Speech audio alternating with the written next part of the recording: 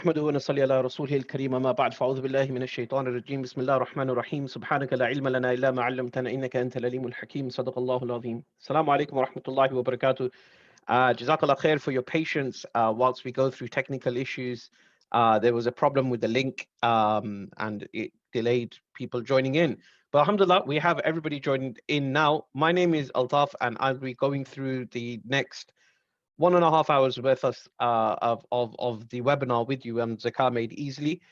They asked me, said, can you give us a little bit of a bio? And I was like, my name's just Altaf, like, that's enough. I'm not trying to be humble, but like that really is kind of it. I've worked in Zakah for the last 5 years, answering questions every Ramadan and out of Ramadan as well, but answering possibly in excess of about 4,500, 5,000 questions. I think kind of that probably wouldn't be too far amiss in terms of how many inquiries I've helped deal with, and then I've also helped train ulama as well on delivering zakah courses as well, which has been fantastic. And I currently don't work in the sector, so I have no kind of nothing to declare as we walk into this course and webinar.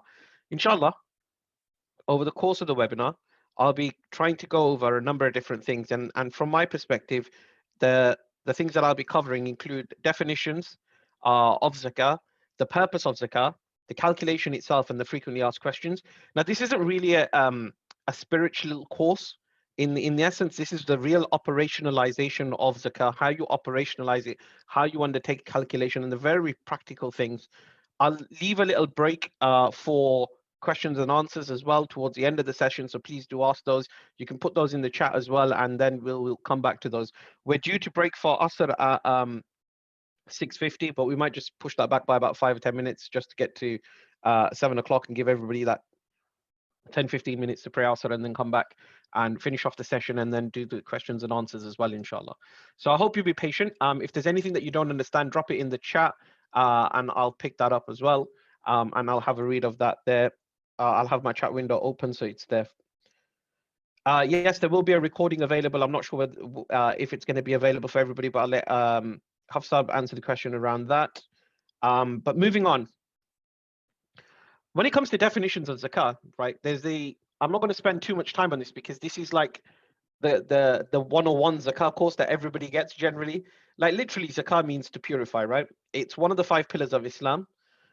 It refers to that annual duty that we have as Muslims to make a payment as part of our wealth, or a calculation on our wealth that's done at a particular time. It's also been interpreted to purify one's wealth by distributing a small amount. And I think kind of like when you look at all of the definitions that exist for zakah, they go into 1 or 3 groupings. They either talk about purification of your wealth and purification of the soul. They talk about growth, that zakah isn't about giving just about giving money. It's about bringing the growth of blessing within yourself and your wealth. And the other one is that it refers to blessing, and this is what I mean by the spiritual side of it, is that we do zakah because we've been obligated to do zakah. And some people can trace back a compulsory giving of alms up to Ibrahim alayhi salam, and even before that. But they track it back to Ibrahim alayhi salam in terms of like alms giving. So zakah in some sense. So zakah and the word alms are kind of interchangeable in the English language, although obviously the word alms, ALMS, not ARMS. ALMS is not as rich as the word zakah is. So why do we pay zakah, right? There's a question is, why do we pay zakah? It's mentioned multiple times in the Quran, and it's mentioned along the word 28 times with the word salah. And this is really, really important, that this is a command from Allah subhanahu wa ta'ala. And when we look at this command, a couple of scholars were discussing this once, and we were talking about the amount of zakah that we're ordered to pay, and it works out as like 1/40th, which is 2.5%. And when we look at this 2.5%, this could have been any number. This literally could have been any number, and we would have had to oblige and pay because it's part of our faith to do so. But Allah subhanahu wa ta'ala, through His mercy, only made it 2.5%. And for some people, right, when they work out their zakah calculations, it might just be £8 or £3.50. Their zakah payment might be, or it might be £20. But that small amount that you're giving, or that amount of money that you give, and it may be deemed a lot for you if you have that low level of zakah to give. will bring an amazing amount of intrinsic blessing towards your wealth, and it will also let you fulfill a pillar. And there are so many blessings from paying zakah, so many blessings from paying zakah. So it's really, really important that we understand the importance of this. And it's mentioned 28 times with the word salah. And when we often reflect on this, is that how many times have we kind of like, do we engage with salah? We engage with salah like 5 times a day. We're even going to take a break in this course to engage with salah. The concept of zakah we only really engage with once a year, really, and that's normally around the time of Ramadan, when, like, all of our feeds and all of our messaging and emails are filled with, mashallah, lots of good people doing amazing pieces of work that are asking for our zakah. So lots of charities normally kind of ask for zakah in the time of Ramadan, and that's when we start to engage with it. But this is really a pillar of Islam. Like, let's look at the magnitude of this, right? The shahada, right? The salah, then there's zakah, then there's Ramadan, and then there's Hajj. Now, when you look at each one of these, look how important they are, right? So when you look at Ramadan, you like your life transforms for 30 days, right? 29 or 30 days, your life transforms for that month.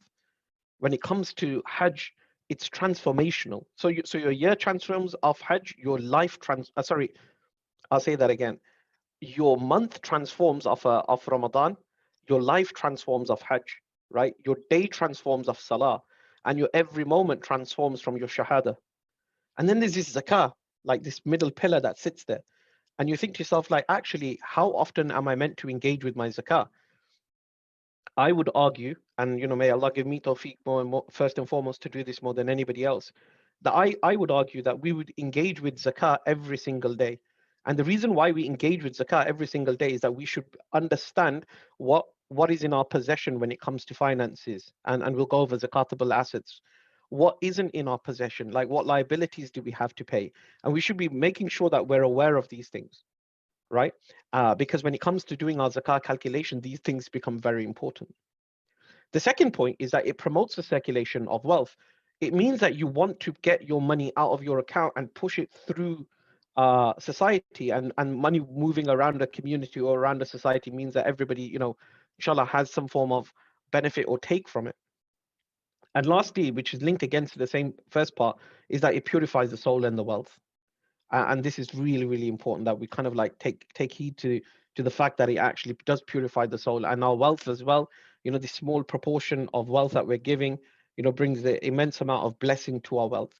Now, I'm not going to give the normal kind of like charity fundraiser pitch that your wealth will never decrease, but inshallah you will get more barakah in your wealth, which means it will go further.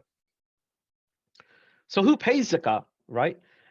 This is an interesting question as well, because it does differ, and I'm going to kind of like try to give you as much from the Hanafi opinion, which is where in the area that I've been trained in when it comes to zakah, but I'll give you the other opinions as well, but I won't delve too deep into them. Firstly, a person has to be a Muslim, because if it's linked to salah and zakah, then it's quite easily understandable that it must be a Muslim. Second, it's an adult, but here we've got a little asterisk, right? People that have reached the age of puberty, we're not talking about like 16 or 18, we're talking about the age of reaching puberty. Obviously, in the other schools of thought, in the Shafi and the Maliki and the Hanbali schools, qualifying wealth owned by insane and children is subject to zakah, right? So they do include children in that as well. The third category is a person of sound mind. So they're clinically noted as having sanity. And so kind of like there's a process that we go through in understanding where that isn't possible, or where somebody else is acting on behalf of somebody. So there are issues that can occur there. But generally, like, I would advise you to kind of like get in touch with myself with Quranic insights, and we can kind of direct you to the right person if that is a topic or a concern that you need to like address.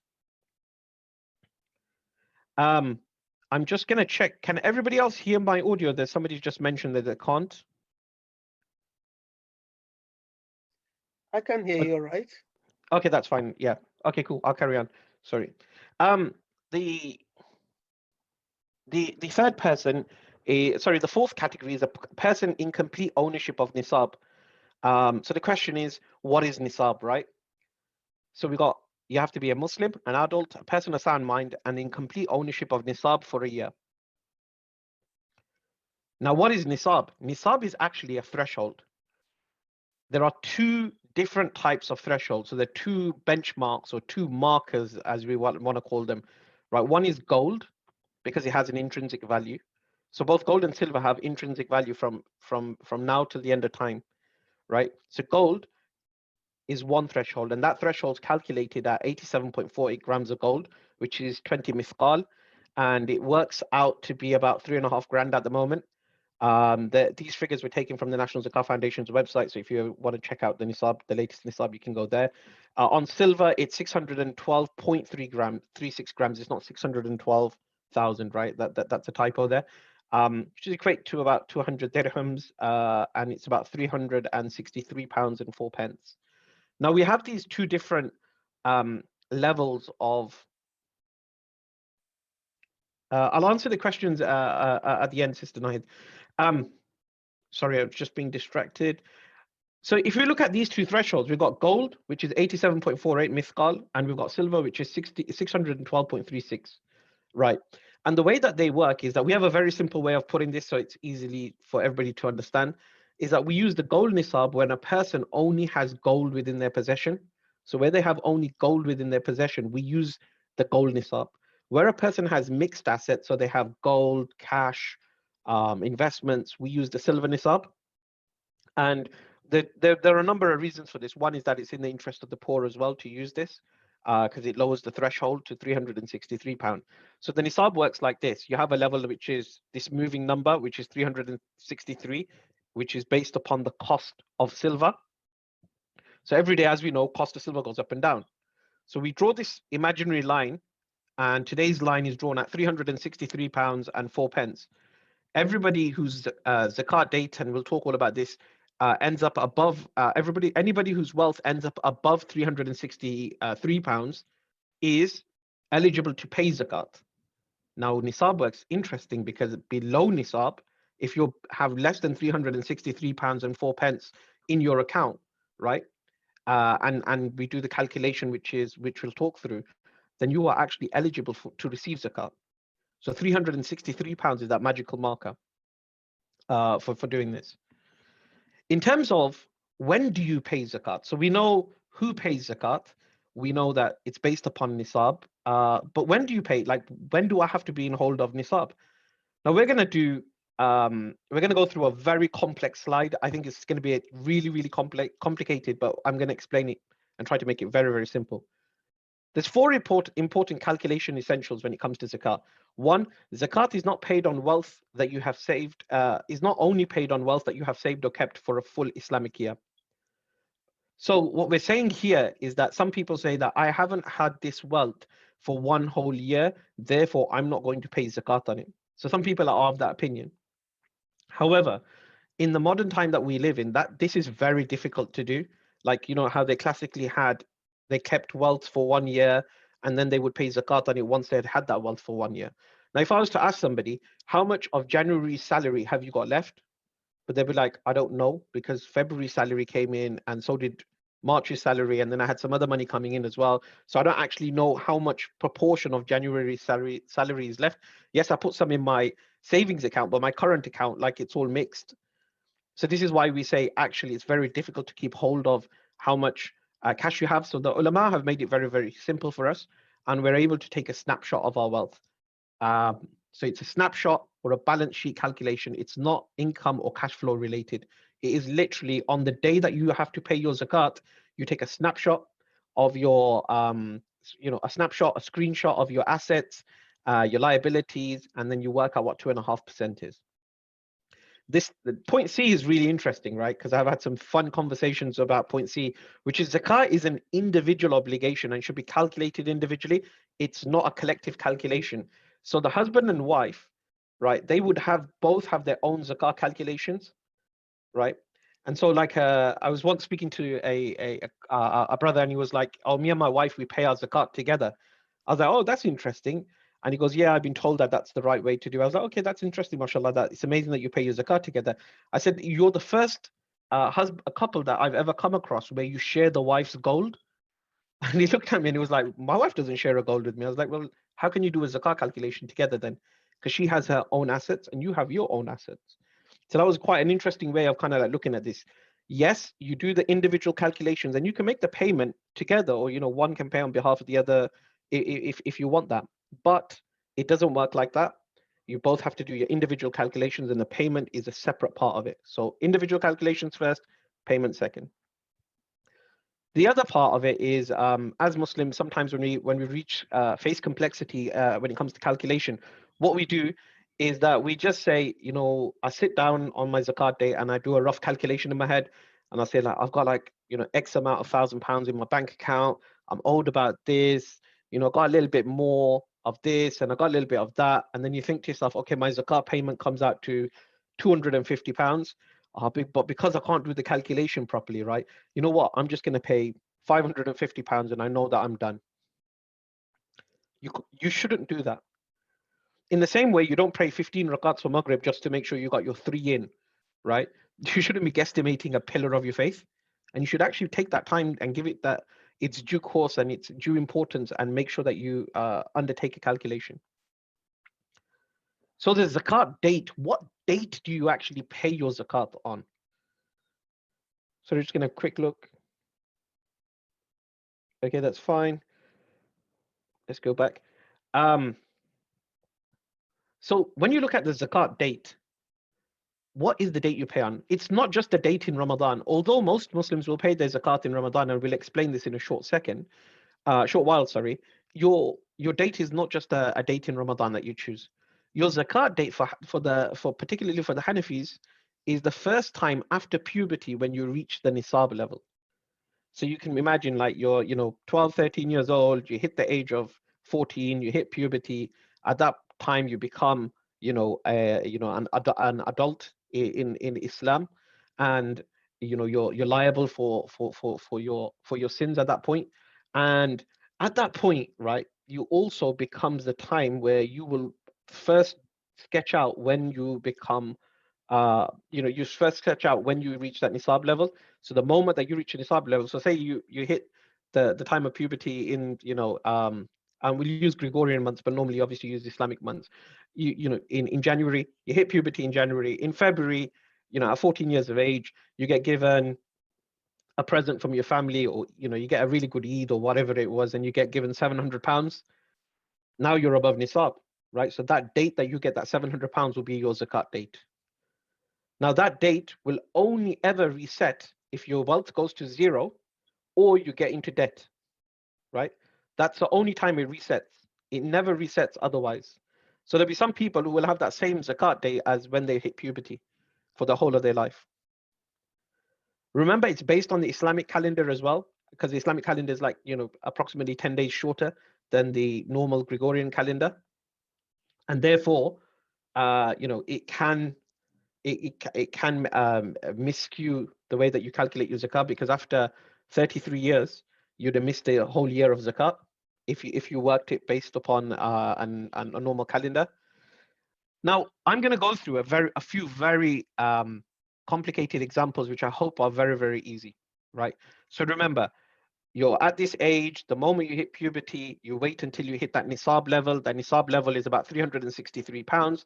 If you have that in your wealth, the day you hit your puberty, say for instance, you got given gold as a child or whatever, the day that you hit puberty will be also the day that your zakat is due. Now, you don't pay zakat on that day. You wait for 1 year and then you pay zakat. And this will become evident in the next slide. The next slide is 3 different charts we got here. We're going to look at the black chart. We're going to start off with the black chart. So we'll imagine that the first slide is that, this person's wealth, is low. They don't have much wealth. I'm talking about, this is like a 15-year-old, right? That's just gone through puberty, got low wealth. Suddenly he gets given wealth in the second line, in the second black line. And you can see that second black line goes above the nisab level, which is marked by this dotted black line that goes across. So in the second month, this person goes above nisab. So we call that the start of the whole, right? The start of the year or the start of the period. And then as you can see, all the following months, the person stays above nisab. And then on their zakat anniversary, they're above nisab, which is exactly 12 months from the day that they went over the nisab level, and they pay zakat. That's nice and simple. right? Now, if we look at the green one, sorry, I'm just going to move this. If we look at the green one, we can see that actually this person starts up, this might be year 2 of the same person's zakat, right? So let's just imagine this is year 2. So they've paid their zakat on their zakat anniversary. On the black one, we've gone to the green chart now. And now we can see that that dotted line has moved slightly.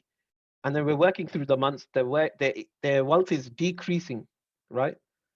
Now you can see that the wealth on the final month is below the nisab, but they still have wealth. Like there's still a little bit of money there, but it's below nisab. Because it's below nisab on their zakat anniversary, what they would do is that they wouldn't pay zakat on that date, but they would keep the same date and continue. I hope that makes sense. And then the following year, what happens? They get some more money. So we're on the red chart now. They get some more money, and you can see the wealth increasing, and then it starts to decrease really, really sharply. Maybe they buy a new house or something along those lines. And then by this month, you can see like 1, 2, 3, 4, 5, 6, 7, 8, 9 months in. Can you see how this is no longer going up, but it's going down, which means they're in the minuses again? What that means is that their zakat date will now reset. And then they wait until they go above nisab again, and the month that they go up, the month and the day that they go above this black line, they mark down, and that becomes their zakat date. I'm just going to check the chat. Okay, so I've got a question. My son is 17. He's working from the last 6 months. Does he qualify to pay zakat? Yep, if he's above the age of puberty, which I'm assuming he is, he would be eligible to pay zakat, and the zakat day would probably be the day that he went over the nisab level. Can you check? Can you check you have the right speak? Okay, that's somebody else. What if my wife is not working and does not have the source of finance and no support from her husband? If the person is above nisab, they would be required to, pay their zakat from the assets that they have. I didn't understand. Please tell me again. You mean it's a monthly zakat? No, it's not a monthly zakat. What I'm saying to you is that these lines all give an example of different months. And what I'm saying is that each month, each day within the month, you would check where you are against the nisab. Just in case you were at this level, like if I'm in the red banner and I'm in month 1, 2, 3, 4, 5, 6, 7. If I'm in month 7, I would start to make sure that I keep an eye on where I am, because I've got a feeling that my nisab might kind of reset. So I'd be kind of worried and concerned then. Oops. Sorry, I don't know what's happened there. Let me just quickly go back to that slide. Sorry about that. Yeah, so I would be concerned about where that goes again in terms of like where my cash is, or where my assets actually are. And then as I can see it increasing in the month again, and I see the nisab line, then I know that my hold starts again.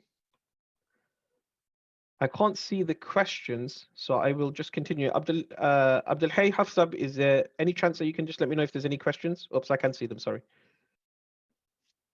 Okay, that's fine. I think I've dealt with everybody's questions. Yeah, we'll talk about bounce back loans and ISAs and stuff like that in a short second. Somebody's asked me to explain the chart again. Okay, I will explain the chart again if you give me a second. What if your child who hasn't reached puberty and has a saving account, so the parents pay zakat on it? No, they don't, as long as it's their wealth, as long as it's the child's wealth. Okay, cool. We're going to go back to the chart. Just one more time, I'm going to go through this chart. So what I said is that a child at the age of 15, we're starting on the black chart again, right? A child's at the age of 15 in the first month. We'll use the Gregorian months because it might be easier for everybody. So in January, the child who's hit puberty, who's baligh, right, has, say, £200 in his account. In the second month, he gets given some more money, and now he's above £360, which is this dotted line. So in February, he's gone above this line. So he's whole, which means his zakat date will be set from that date, and he has to wait 1 year from that date in order to do another calculation so that he can pay zakat. So as we go down this black chart, we do month 3, month 4, month 5, month 6, month 7, month 8, 9, 10, 11, 12. And we get to 12, and we can see that, okay, the zakat anniversary is due now. This is again, back to the same day that the start of the whole was. So this day, the start of the whole is the same day as the zakat anniversary 1 year later. So this is start of the whole is 2020, zakat anniversary date is 2021. The person's above nisab, which is the dotted line, which means that they have to pay zakat, right? In the green chart, what we're saying is that the person has money but doesn't have the nisab, which means they don't pay zakat, and the zakat date stays the same. In the third chart, the red chart, we can see that this person in month, I think it is month 8, goes into the minuses, right? And so this would mean that the zakat date would need to restart. And the way it restarts is in exactly the same way that it started to begin with, which means that this perforated line, which shows nisab at £360, the moment this person hits above that, their whole will start, which means that they will take note of the date. So it might be the 15th of March. You'll write down the 15th of March, obviously use the Islamic calendar. So it'd be like the 15th of Shawwal, right? As an example, and then you'd wait till the 15th of Shawwal the following year, you check your finances. If you're above nisab on that day, you pay zakat. Okay, we're going to go through some of these questions as well. So I'll save that because I think a couple of these we'll deal with in a few seconds. Sorry. Okay, so now the zakat calculation. What is actually the zakat calculation? Okay, so what is a zakat calculation? A zakat calculation is assets, things you own, minus liabilities, things you owe, and that gives you a figure called the net zakatable assets, right? So the things you own, minus the things you owe equals the net zakatable assets. That's it. And so how does this actually work out? Like when we're talking about assets, when we're talking about liabilities, what are we actually talking about? So let's go through them, right? What are zakatable assets? Zakatable assets are cash, gold and silver, business assets, shares and investments, and pensions. Those are your 5 categories of zakat assets. And we're going to go into each one of these. So when you're doing this calculation where it says A in a big circle, you will write down from each one of these categories what your assets are in a chart. And so we start off with, when we're talking about cash, what is cash when it comes to assets?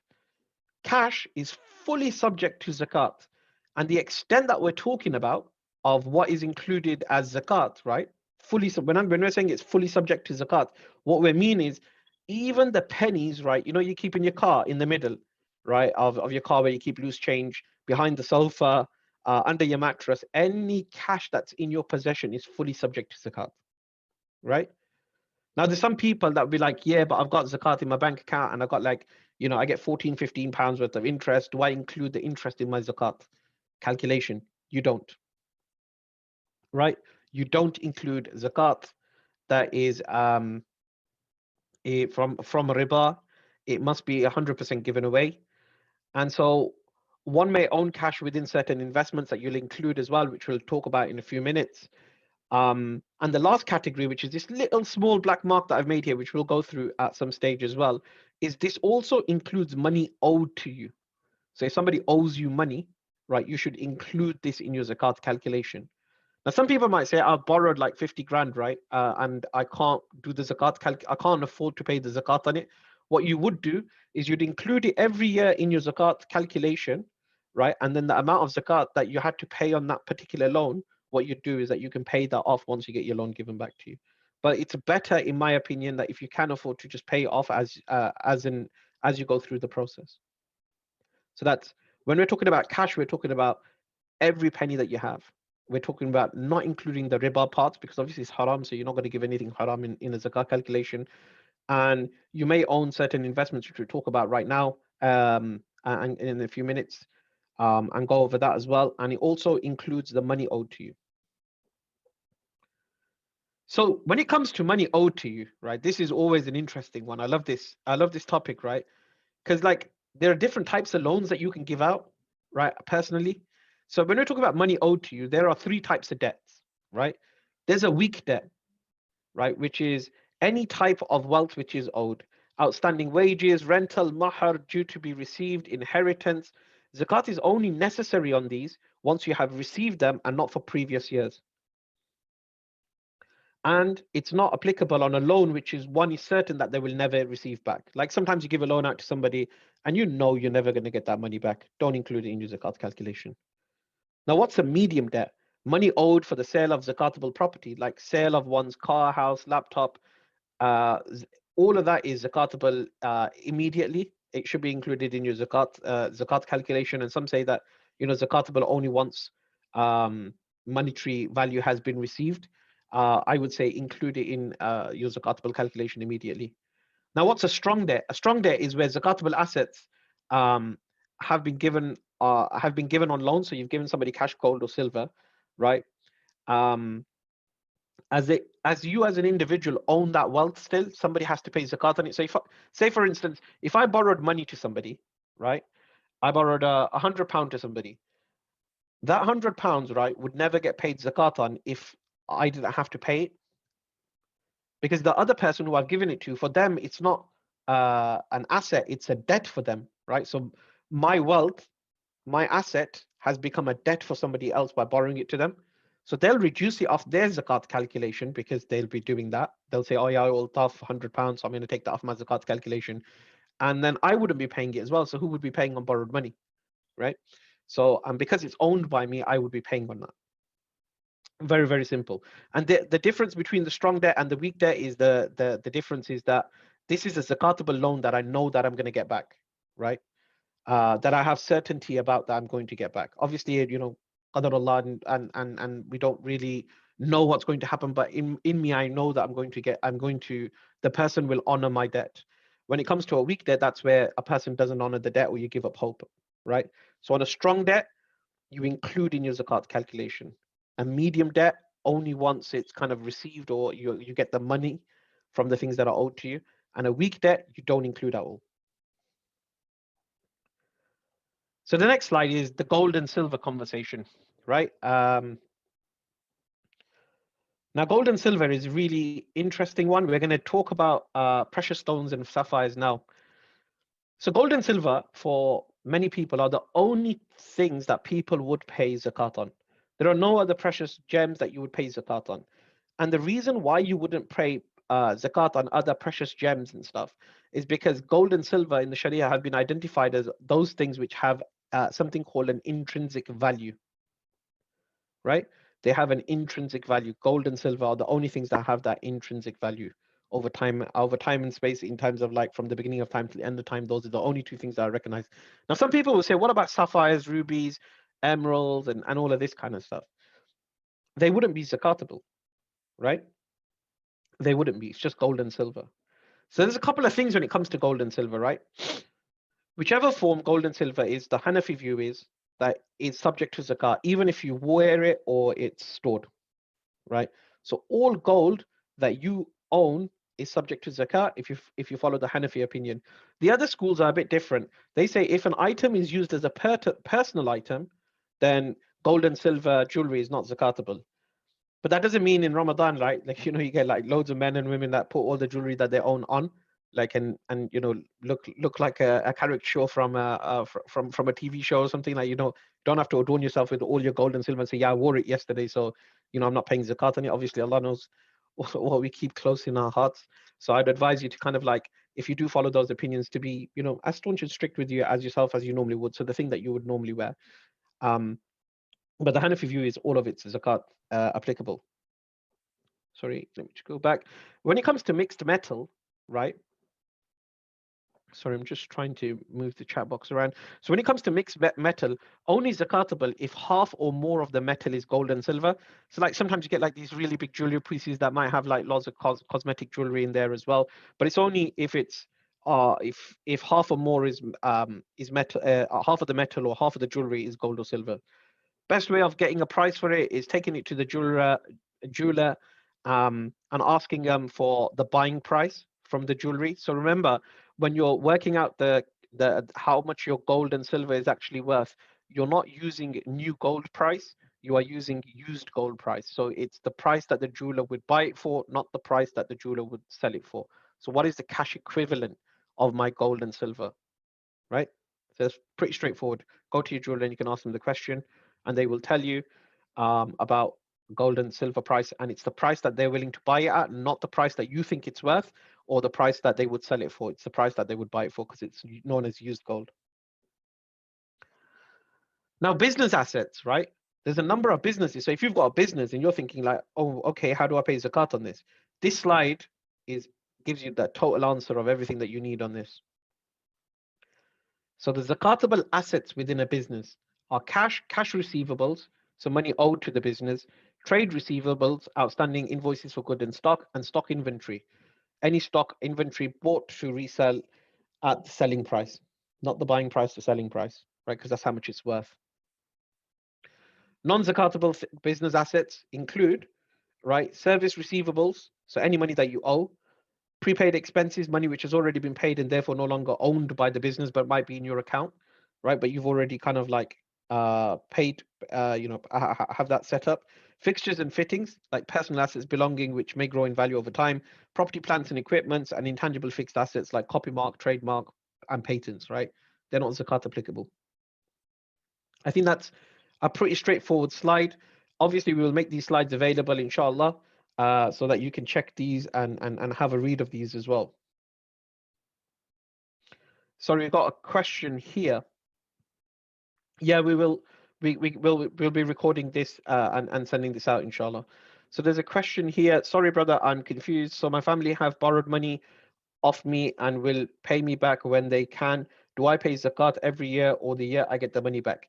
So this is a complex question, right? There's an easy answer. You've got to pay zakat on that money for every year that it's borrowed to them. Your choice is that you can pay every year until they give it back to you, or when they give it back to you, you have to calculate all the previous years of zakat that was due on it.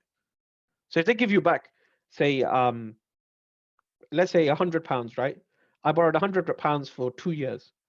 So in year one, I borrowed this money out like this sister has. In year one, I would have to pay 2.5% of the £100, say for instance. And so I paid that £2.50. The next year, in year two, I would have to pay zakat not on the £100, but on £97.50, if that makes sense. So I think kind of having a look at that would be really, really important as well. And I think that for me, it is always best just to make sure that you pay that zakat. Another question that we've got is if you have only one standard bank. Oh, sorry. If there's private questions, I'll answer those afterwards. As I think kind of like you go through a lot of personal matters then as well on here. Yes, Molana, I will send you through the slides. Somebody's just asked me for some slides. I'll send them through to you afterwards. Right. So now I'm going to talk about something that's really confusing, right? So I've talked about if you own a business, everybody here is thinking, I don't own a business, so like I'm all right? I don't have to pay business assets because I don't own a business. Well, in Sharia, like a business asset isn't one that means that you're registered with Companies House. Like that's not what we're talking about. Is a zakat that's not what we're talking about when it comes to a business asset. Like, it doesn't say, oh yeah, in Sharia, it doesn't say if you're registered with Companies House, then you have to make sure that you pay zakat, or if you've got a business. In Sharia, it's very simple, right? A business asset is anything bought with the intention to sell. Anything can fall into a business asset. It all depends on your intention. A property bought with the intention to sell, right, straight away. So you flip properties, you would pay zakat on the full, the full selling price on that. Right?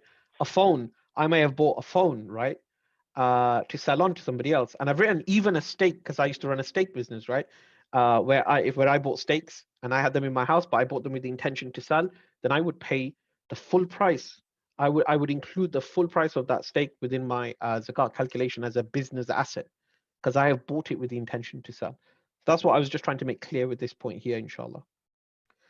I'm going to finish off the next two slides and then we'll break for a few minutes for Asr, inshallah. So shares. Now, this is really, really complex, right? And so there's a good guide on the internet. If you type in zakat and shares, you'll kind of come up with a definition around it. Shares are those things that you buy where you're buying a percentage or a proportion of the company, right? If shares are bought to trade, so those who've got shares, this is applicable to you. If you don't have shares, then just Just let us get through this, and it's valuable knowledge that you have. If shares are bought to trade, so you've bought the shares to trade, right? You're just buying them to sell them, then the whole amount of the holding is subject to zakat at the current market value, right? So how much are your shares worth on the current market? You include those. If shares are purchased as a long-term investment, then zakat is due on the proportion of the zakatable assets of that business. That's very complex. It is a complex calculation you can use. And if more people want to find out about that calculation, again, you just type in zakat on shares, and you'll get that calculation where you're looking at the balance sheet for each one of these businesses. There's a simple way of doing this as well. I was part of a process where we looked at the FTSE 100, so like 100 of the top companies, and we worked through all of the zakatable assets, and we figured out as a proportion what is a safe number to use as an estimate, right? That we can use within the calculation. So what we say now is that when you look at your total investment, right, if you want to take a precautious measure, then you take 25% of the value of the shares and add that to your calculation. And you're not paying the 25%, you're paying 2.5% on that 25%, right? We have a quick look at the questions. I'm getting some questions coming in. Sorry, I've just got one screen open at the moment. Aren't shares haram? No, and we're not discussing that in this one. There are potential ones that are haram, and I'm sure there are some halal ones as well. If you get loan and have money in the bank, do you have to pay zakat on it? If you get a loan and have money in the bank, do you have to pay zakat? No, it's money owed. So you would take that out. What about personal car loans, especially cab drivers and expensive mobile phones? Are they zakatable? No. So your personal assets are never zakatable, right? So you could have a Bugatti Veyron outside, right, which is £1 million car, right, and that wouldn't be included in your zakat calculation. Zakat calculation is just those principal 5 asset categories that I've given you. So if you remember in the presentation, I mentioned, sorry, let me just go up. These are the only categories of zakat, zakatable assets: cash, gold, silver, business assets, shares, investments, and pensions. Those are the only ones. What about workplace pensions? We're going to come to that in a second. Long-term cryptocurrency, depends on what crypto it is. Some of them are where they fall on in the Sharia as well. So there's a discussion to be had there. We'll come on to the questions. I'm going to leave the questions towards the end now because I think I want to get through this as well. I'm mindful of time in terms of prayer as well. So I'm just going to go through this. Right, so we've done shares. If shares are purchased on a long-term investment, then take 25% of your holding, apply 2.5% to that, and that's how much you would pay on that shareholding. Generally, you'd use that in your calculation, but that's how you can calculate that. In terms of pensions, right, people have like 3 types of pension schemes are normally kind of like gone into 3 types of schemes. One is a national insurance contribution, so no zakat is due on national insurance contributions because you don't know how the money is being invested or the size of the pot. Final salary scheme, again, no zakat is due. There's no quantifiable or specific amount of wealth that can be attributed to an individual. It's a final salary scheme, right? And that's normally a public sector scheme. Money purchase scheme, zakat is due. This is where the fund is determined and where the funds are being invested on behalf of the holder. So you will get a statement that tells you exactly what your investment is at this moment in time.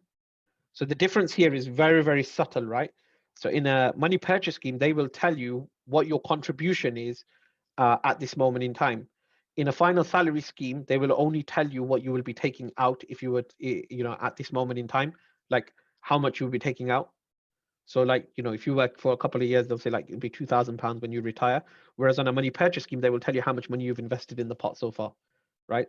That's the major difference there.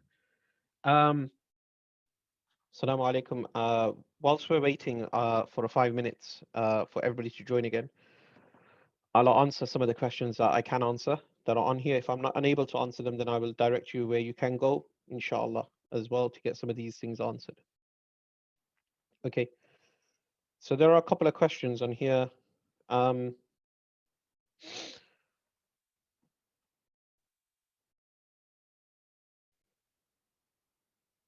so there's a question here that somebody only has one bank account. They don't have a savings account. So they asked the question, do you pay zakat on the total amount on the day your zakat is due, or do you need to take out the necessities such as food, bills, maintenance, and pay zakat on the amount left? We'll talk about liabilities in a few minutes, inshallah, so we'll answer that question shortly. Sorry, let me just quickly go back to that. The next question that we have is on shares haram. As mentioned, I'm not discussing that. There are a number of shares which are halal as well. I'm sure there are a number that are haram as well. If you get a loan, oh, we've answered that one already. What about personal car loans, especially cab drivers are expensive personal mobiles? Are they zakatable? No, they don't include in your zakat assets. I think we discussed that already. Workplace pensions, we've already discussed. It's only defined contribution schemes which are liable for zakat. What if you have someone's funeral money in your account? If the funeral has already taken place and that money is just being held in your account before you make that payment and it's already committed, then there are scholars that are of the opinion that that wouldn't be zakatable. But that's only if that money's been already committed and that's not your money anyway. Then that would be that.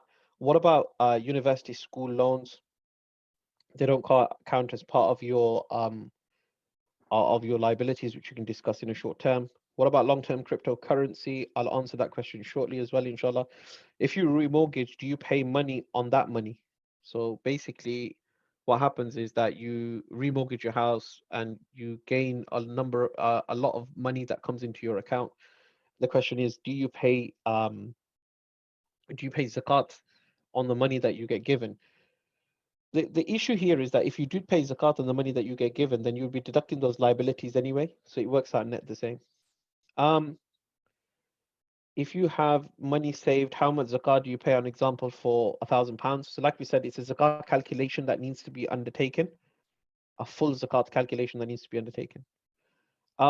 Your house and mortgage, in terms of that question I just answered about the remortgaging, we're going to answer that anyway, inshallah, shortly.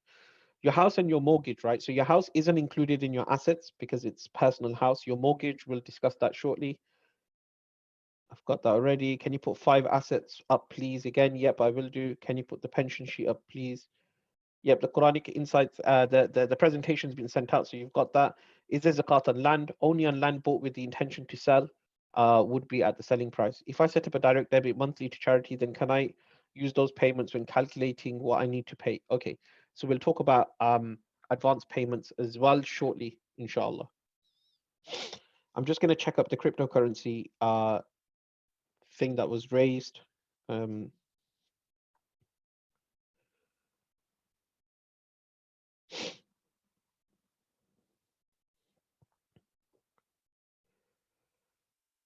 So the answer for that is, do we pay zakat on cryptocurrencies? Any cryptocurrency or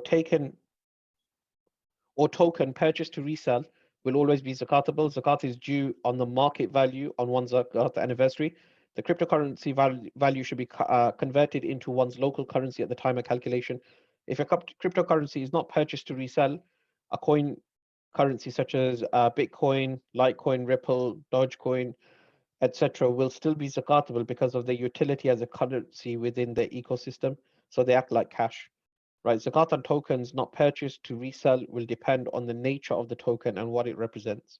So that's what I was saying, that kind of like sometimes when it comes to cryptocurrencies, it's a bit more complicated. It depends on what currency you actually have, whether it's a token or registered as cash. It's 10 past. Let's begin, inshallah, as we mean to go on. Right. So Bismillah. We're moving on now to liability. So we've discussed, sorry, just go back. So we've discussed the whole 5 areas, right? Cash, gold, silver, business assets, shares and investments, and pensions. Those are your 5 zakatable assets. Those are your 5 categories of zakatable asset. Right, so we had cash, we went through that. Money owed to you, we went through that. Gold and silver, we discussed. Business assets, we also kind of like went through briefly. Personal business, where we define that actually in Sharia, it's not about a registered limited company, meaning that you own a business or have business stocks. It's about the intention that you purchase an item for. If you purchase an item with the intention to sell, then it is counted as, like, you can count it as a personal business asset, but you just count it as something that you would pay zakat on, and you don't pay zakat on the buying price, you would pay zakat on the selling price. Shares, we've discussed this as well. Pensions, we went through. Again, it's on the money purchase scheme, which is also, I think, referred to as defined contribution, right? Where your contribution is defined. Final salary scheme is basically where your contribution isn't defined, but your end, the amount that you're going to get at the end is defined, and there's no zakat on that. Right, liabilities. Okay, Bismillah, we're going to begin again with liabilities. So liabilities, I've tried to divide these up and made these really simple. So there are three types of liabilities that you can include, and we're going to discuss, sorry. So one is, so you've worked out all your zakat assets and you've got a number, right? So all your zakat assets, say, are worth £1,000. You're above nisab, but actually Allah is so merciful that He's allowed us to take our liabilities off, right? And so we can take our liabilities off on the money that we owe. So what are liabilities? Bills which are already due are deductible, not future bills. You can't deduct next month's phone bill, right? For instance, you can only deduct the one that's due now. Whatever's due on you now and it's landed, that's the bill that you can deduct from your calculation. I hope that's like really clear and self-explanatory. Only bills which are already due are deductible, not future bills. Second question, long-term debts that are to be paid off in installments, such as mortgage payments, the amount due for the coming year may be deducted, but not the entire loan. Because if you deducted the entire loan, most people would not have any zakat to pay. So that's bills that are due, long-term debts that are to be paid off in installments, right? The third one is short-term debts.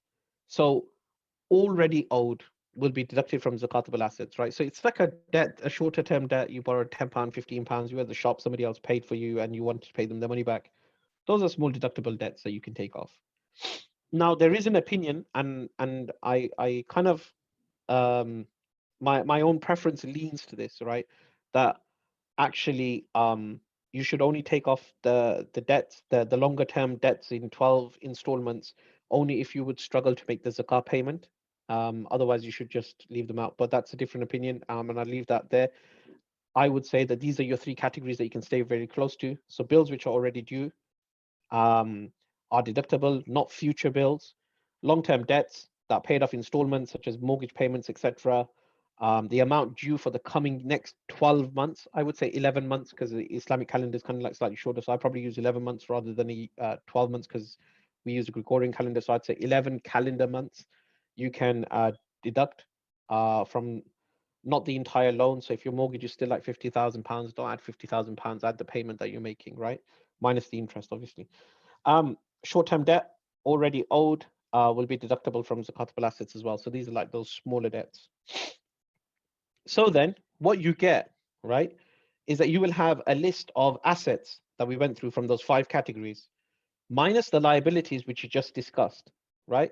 So the assets minus the liabilities will give us something we call net zakatable assets. So this is how much wealth, according to, from a zakat perspective, you actually have. So, and it is this figure, letter C, which needs to be above the nisab for you to pay zakat. If it is below the nisab, if you like, £360 is the nisab today, £363, sorry, is the nisab today. If your wealth is like 250 quid, you wouldn't pay zakat this year. You would wait until the following year to pay your zakat. Now, how much do you pay? Do you pay the entire amount of C? No, you don't. You pay 2.5% of C, and then inshallah your zakat has been dispensed. So this can be anything from like £2.50 to, you know, £2 million. But this is about dispensing your zakat, and that's how that's dispensed at that stage. So the next question is, have you been doing it wrong? Right? So there'll be lots of people that will be feeling like they've never calculated their zakat correctly, ever. And they're thinking, what do I do now? Because what I've gone through with you might be something that you're not used to, or might be something that you've not heard before, and you're thinking, oh no, I've missed lots of zakat payments. What can I do? There's a wonderful resource on the internet that a couple of years ago I helped put together, which is called misszakat.com. You can check on there, and there's a step-by-step guide as to how you calculate your miss zakat. Speak to your local scholars as well about going through it. Now, before I go on to my next slide, which is about who is eligible for zakat, I want to touch on one point again. If you remember earlier on, oops, Daisy, sorry, I've just come out. If you remember earlier on within the presentation, I went over this slide, right, where I said, when do you pay zakat? And we talked about this whole thing about when you're above nisab. People might be thinking that actually, I just pay my zakat in the last week of Ramadan. I don't even pay on a particular day. I just pay it in the last week of Ramadan. So what would I do in this situation? Well, a couple of scholars that I've spoken to have said that there are two options. One is you try to sit down and try to work back as to when you first were above the nisab level. Now, that's ideal if you can do that, if you can track your years back, or if you went to university and it's very clear that you were broke as a student and you got wealth later on, and you can figure out what your date is of your zakat date and be accurate with it, great. That's really difficult for people, and a number of scholars recognize that. So what they say is that you should pick a day, any day in the year, any day in the Islamic year, but stick to that date. That's your zakat date. Unfortunately, because many Muslims, their only days that they know are, the days of Hajj, because, the 10 days of Hajj, you will recognize those because it's leading up to an Eid. Ramadan, we would know, right, roughly. And Rabi al-Awwal would be like important for some of us as well, or for all of us. Maybe those are the only days and maybe somebody sends you a WhatsApp message once in a while about Happy New Islamic Year or whatever, something like that. Those are the only 4 or 5 points in the year that you would actually know what Islamic day we're on. Now I've got an iPhone, and on the iPhone it tells me the date in small underneath. So it tells me today is the 27th of Shawwal, right? According to Google at the moment, right? So if you're a local sighting person, I apologize. But it's showing me it's the 27th of Shawwal. But do you know what? I was actually thinking about it, that I don't actually look at that date. I only look at the time on those. So even then, I'm really disconnected with the date. And what I'm trying to say in a long-winded way is that pick a date that you can remember. And so I would suggest picking a date, any time in the year would be good. Ramadan's a good time to do it as well, but make sure you pick and stay on a consistent day. So if you're going to do the 27th day, 27th night, 23rd, 25th, 29th, because you want extra rewards, and may Allah accept that, then pick one of those days and just stick to that day. So the 23rd is every day, every 23rd of Ramadan, I'll give my zakat. 21st, 25th, 27th, whatever day you pick. Just make sure you give your zakat on that day and stick to that and be consistent with that as well. Right. I'm going to look at the question. Yeah, it's misszakat.com. So that becomes your cutoff date. Yep, exactly. What if your intention changes on an asset you've had? Okay, brilliant. Right? What happens if your intention changes? If your intention changes, then it's changed, doesn't it? So you do it according to what your intention is. But you can't you can't make it up as well at the same time and say Allah knows what's in our hearts as well, right? So just be mindful of that and have taqwa in the situation as well when you're when you're thinking about your intention and whether it's changed or not. Does zakat have to be paid in full or on one day or spread it over the year? Right. So I've had two questions like this. A zakat calculation is done once a year. Sorry. A zakat calculation is done once a year. On that same day, your zakat calculation is done. Now, what people might want to do is that you might want to pay your zakat in advance. So you can never pay in arrears. You're always paying it in advance. So what would happen is that I realized that on the 27th of Ramadan, which is my zakat day, because I think, that would be a great day to do it on, and I'll remember, I work out my zakat, I do my calculation, I figure out that I've got to pay £280, which is the average zakat payment in the UK, right? About 280 quid for quite a few charities mentioned that 250 to 300 region, or £280 is probably the sweet spot when it comes to the average person's zakat is 280 quid. So when you're talking about £280 as the average person's zakat payment, right? And then I think, okay, I don't want to pay all my, I pay my zakat, my £280 on the 27th, and I cleared that year's zakat. It's paid, right? The next year, I think, you know what? I'm going to set a direct debit up with the charity. So what I do is I pay every month, I pay £10, right? So next Ramadan comes, the 27th night comes again. I work out my zakat. It's, I pay £10 a month, right? To the charity in zakat. And then on the 27th night, the following year, I calculate my zakat, and my zakat works out to be £180, right? Because I paid £10 every month so far, on that day, what I do is I just minus it and I pay the difference. That's it. So you can pay your zakat in full, right, on one day, which is better, or you can pay in advance as well if you want, but you have to do your zakat calculation on exactly the same day. Hope that answers the question. We will go on to, sorry, let's just quickly catch up to where we were when it comes to the slides. Okay, liabilities, we did liability calculation, did miss zakat. Right, so now we're on who is eligible to receive zakat, right? Now there's a verse of Quran in Surah Tawbah, verse 60, I think, from my top of my head comes to mind, right? Which gives you all of the oh, that zakat site goes straight to the National Zakat Foundation. Apologies, I think that's gone now. I would just Google it and just see if you can find the zakat guide that comes up for that. There's a Miss Zakat guide, and if you can't find that, then what I'll try to do is I'll try to dig up an old one and get that posted on the Quranic Insights Facebook page, if that's okay. Hafsab, I'm sure it will be fine. We'll find an old zakat guide that I've got somewhere that goes on Miss Zakat. Right. When it comes to zakat eligibility, right, there are 8 categories of zakat. There is the poor, the fuqara, the miskeen, the needy. So you can look at these poor and needy, those in absolute poverty, those that are still in poverty but not in absolute poverty. The amilin alayha, the administrators of zakah.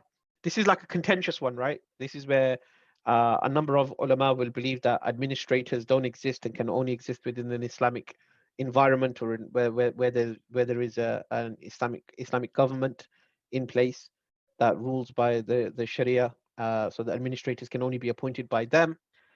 Others believe that no, that it may, that non-governmental organizations can also claim this. Um, I'm just giving you both opinions. So I'm not giving you my own one. The fourth category is mu'alifatul qulubahum, which is kind of like inclining hearts. Like, how do you incline hearts? So those people who are close to the faith or have newly embraced Islam, they may be eligible for zakah. Fir riqab, which is the freeing of slaves. Gharimin, those in debt. Fi sabilillah, those in the path of Allah are included. And the 8th category is the wayfarer, Ibn Sabil.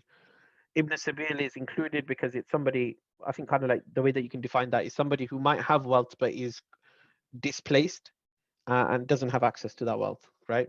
So they've gone to somewhere else. They don't have access to the money that they have. They're a wayfarer. That's how you define a wayfarer anyway. In the path of Allah, that's been traditionally only about kind of like those people that were interested in protecting the poor. You have those in debt, which we've discussed already, freeing the slaves, inclining hearts, administrators needy, and the other category there. Sorry, I'm going to ask a question. Is there a hierarchy as to which category is first and second? In the Quran, the order that it comes in is the faqir, innama sadaqatu lil fuqara wal masakin, right? So I've written them in the order that they come in the Quran. However, this doesn't necessarily denote a hierarchy when it comes to these categories. In fact, I think a couple of the schools of thought and the madhabs, they actually say that one of the madhabs, I think it's the Shafi school, say that 12.5% must be given to each one of the categories. So there's an opinion within the Shafi school that talks to that, or that speaks to that. So I'm not sure that there is necessarily a hierarchy, but I would say kind of like the faqir and the miskin kind of like come up in multiple categories. So you've got poor, you've got needy, where they come up in, you've got freeing the slaves, and you've got those in debt. So like, you could actually calculate probably 4 of the 8 are directly talking to those in poverty, right? And wayfarer is also kind of in that category as well. We're going to go over that in a second, that question that's just been asked. Right. So this is the chart that I discussed earlier on, eligibility for zakat, right? Nice and easy, right? So this line is nisab. The blue talks about the the zakatable assets that they have and the non-zakatable assets that they have, right? So a person has the right zakatable assets. Is he due to pay zakat?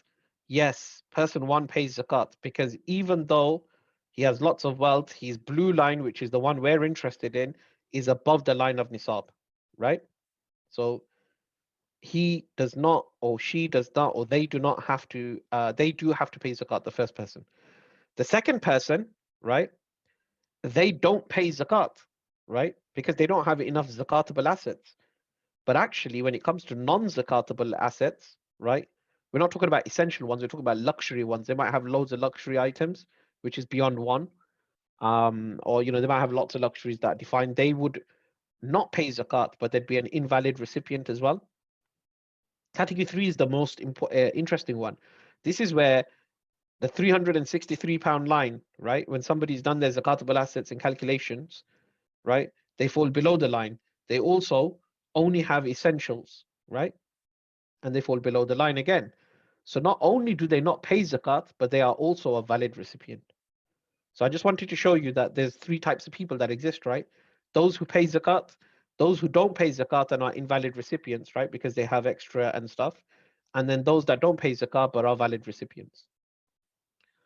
Now we've been asked a question about kind of like who can you give, right, it to. So you can't give zakat, right, to the following: your own one's children, grandchildren, or great grandchildren, and so on, one's parents, grandparents, great grandparents, and so on, one's spouse, be it one's wife or husband. And the reason why you can't pay that is because like that's written, so you can't pay that.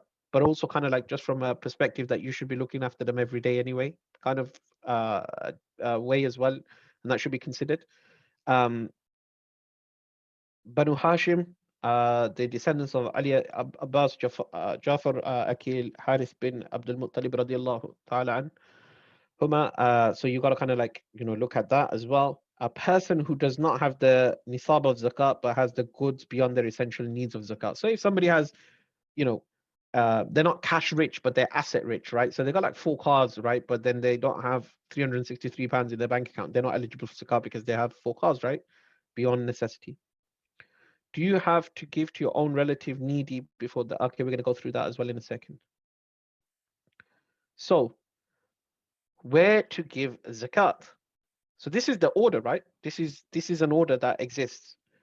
This is the order that I lean to more. The first one's undisputed, right? Family. So if there's anybody beyond those people that we mentioned that's eligible to receive zakat, right? You should give them zakat first, right? Anybody who's that. Siblings, yep, they were included because they're not your lineal descendants or ascendants, right? Um, so they can receive it. So I know somebody who gave their sister their zakat payment because she was in a lot of debt, but that debt wasn't, and they had they only had essential items. They didn't have any luxury items, right? So family is first. That's where you would give. The second is locally, and this comes from the hadith of Mu'adh radiallahu anh, right, where he was given the order to collect the zakah of Yemen and distribute it from amongst them, to the from the same place that he collected the wealth, so locally. And the third one is internationally, because obviously, mashallah, there's like a lot of international need as well out there. And so you're safe in locally and internationally. Those are discussions that can take place, but primary and it's undisputed is family. So that would be the most important place. And I think the last slide is just a quick guide to the references. So, Jazakallah khair to the siblings of ilm and National Zakah Foundation for giving access to some of their kind of like materials I was able to use in this presentation. Happy to you know, happy to take any questions at this stage, inshallah. And then I'm going to invite our brother Shahid to give a little bit of an introduction into kind of like the types of work that take place internationally when it comes to aid and relief as well, because I think it's really important that we link zakah back to real stories as well at the same time. So now's your chance to ask questions in the chat function if you have any questions, right? Do you have to give your own relative and the needy before you give the poor? It's preferable, you should do. You get double reward. One is for actually dispensing zakat to a person, and the other one is for maintaining family ties. So that's important. Siblings abroad with low income, yep, that's fine. Auntie is a widow, only means of income is through her son. Would she be eligible if she does not meet the Nisab level? Her son couldn't give her, but yeah, somebody else could. Orphan charities, i.e. penny appeal, like, could you give the full question? I'm happy to answer questions about charities as well, so I have no issues. Example, my auntie is a widow and only means of income is through her son. Would she be eligible if she does not meet the nisab level? She would be eligible. The only thing is her son wouldn't be able to give her the zakat. Why we cannot pay zakat to non-Muslims. This is a disputed area. So the fourth category of zakat is mu'allafat al-qulubahum, which is, and in some examples, some people suggest that non-Muslim could be given zakat under that category. I'm not going to get into that discussion at this moment in time because it's a lengthy one, and I don't possess the skill to go into it as well. But yeah, there's a discussion taking place on category 4. Otherwise, it is exclusively for Muslims. Zakat is, and it makes sense, right? Because salah and zakah, they come 28 times in the Quran together, and like, I think that they have a strong relationship. How do you assess who is poor? Is they have house but struggling in Pakistan? Yeah, they can have personal assets which are fine. They just can't have extraordinary assets, right? So that's the way that you do that. But in Islam, like, we have this thing about kind of maintaining the dignity of our recipients as well. So it's very important that we do that. So you don't have to like pry too much, right? If you think a person is eligible for zakah, one of the scholars, then I think he's the scholar for the organization that will speak in a few minutes' time. They suggested that if you think a person is eligible to receive zakah, you can just dispense your zakah with them, and it would be dispensed. Obviously, you've got to do some like baseline checking in it. Like, you've got to know a little bit. How do you assess it? Okay, they've done that. My father once paid zakat to his son-in-law who was going through financial crisis. Uh, was he then a valid recipient? Yeah, son-in-law's fine. Oh, actually, lineal ascendants and descendants, I need to check that one out. I'm not 100% sure if the son-in-law counts as a independent entity in that. So I don't know the answer to that one. Is the truth. How do you clarify something as essential? For example, the car be essential? Yeah, car would be essential. One of each item is essential. Anything beyond that, you can say is a bit extra. And it's about that means of that society as well at that time, because there's a discussion about whether a laptop or a phone is essential or non-essential. So there's discussions that can take place there. I would say that anything that you deem to be normal that they own is fine. Um, Anything above that isn't quite normal. Monthly direct debit for orphans, education, and clothing, right? Um, yeah, it's fine. You can pay monthly for orphans, education, and clothing. There isn't an issue with that at all. Can you give a poor person or miskin zakat which own land but don't get money from it? Yeah, you can. If they own the land and it's not excessive, um, and beyond their essential items, like some people, they have difficulty, like they might have land and they might also not be able to access it, or different issues there. But I would check that out with a local scholar, to be honest. Can you clarify, if a bounce back loan was taken but never used, would zakat have to be paid as the money is sitting in the business bank account? The bounce back loan is a complicated one. So I'm going to recommend that you speak to a scholar about its permissibility in the first place. Because I think although it's interest free, I think that it's still pegged at some stage. So I think I would check that one out. My husband thinks penny appeal take administration costs, therefore 100% not too often. Look, right, when it comes to organizations and stuff, I'm not 100% sure what organizations do. My suggestion is that you find out from from the organization that you give your zakat to, about their zakat policy and about whether they're signed off by a scholar, and you make sure that that's done properly and that you're happy with that, and then you make a decision. Some people will be happy to pay an administrative cost from the zakat, and others won't, right? And I've seen both sides of it. So I would say speak to the charity, speak to your local scholars, make sure you're happy with whichever way it is, and inshallah the charity will give you an answer. Hi, I want to know, is it necessary for a person to pay zakat even though they're not working, or if they're the students? So expensive. Okay, so a person will have to pay zakat if they're over £363 in nisab, irrespective of who they are once they're balig. If you don't pay zakat, are you sinful for that? Of course you are. Yes, you're 100% sinful for not paying zakat on time. I'm in the process of buying a new house. It's been reserved, but possession would be in a few months' time. Meanwhile, do I have to pay zakat on the funds reserved for the payment of for the house? Look, this is a difficult question to answer, and there are a couple of scholars who've answered this question. I think it depends about how far you are in the agreement process. So I think there's a discussion as to kind of like whether contracts had been exchanged and whether that money had actually been committed, or is it not being committed and you're looking to buy a house. I think there's a discussion point about that. Would remortgage money attract zakat if it sits in the bank account for a year? Any money in your account would, minus the liabilities. Brother, I'm going to now, inshallah, introduce Brother Shahid, who's a trustee of Global Relief Trust charity, inshallah, to just speak through some of the amazing work that they're doing, and give everybody the opportunity to kind of like understand a little bit more about kind of those types of work, and where the need actually currently is. Jazakallah khair for your patience today, inshallah. In listening through this, if you need anything, I'm sure kind of we can send an email address around that you can ask some questions on if you have any, or I can forward you on to some muftis who can answer those questions for you. Jazakallah khair, and I'll invite Brother Shahid. Assalamu alaikum wa rahmatullah.